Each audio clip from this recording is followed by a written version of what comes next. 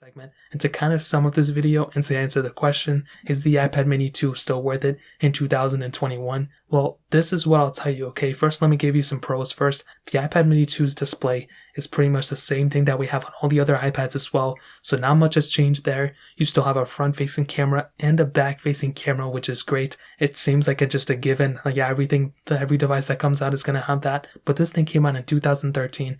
It's almost 8 years old this year, so that is a pretty big statement too. You have the lightning port still, the headphone jack, none of those things has really changed, and this thing has more I/O than the newer iPads, which is great. You have a premium feeling machine. This iPad does not feel like a cheap device at all, and as stated before, that's a pretty big advantage of it. Now, it's definitely not going to be the smoothest version of anything. It's not going to get you from point A to point B extremely fast, but it will probably take you to point A to point B. If you're somebody who wants to use this as a media consumption device and literally just have it playing videos and stuff, then you're probably going to be okay, because as I stated before, a lot of the apps and a lot of the softwares are still being supported through the App Store. So you're not really going to feel like you're missing out on too much. But if you're somebody who wants to game on an iPad, if you're somebody who wants to just edit videos and use this thing as an editing machine, you're not really going to get that good of an experience. You are going to be getting a much better experience from something like, even just using your phone, you're going to be getting a much better experience from something like an iPhone 6s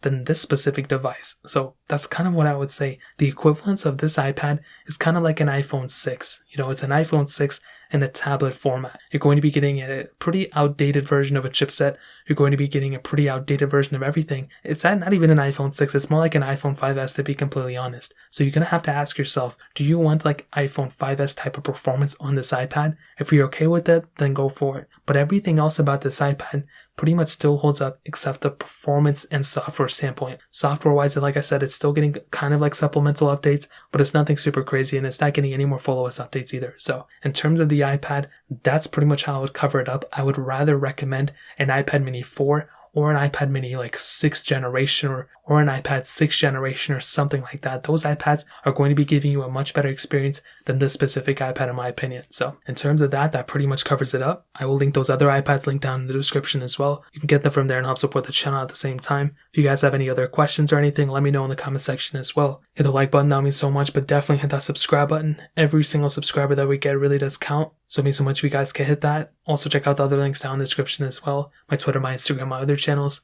More importantly than everything else, I love every single one of you guys. Hopefully I'll catch you guys in the next video. Peace out till then.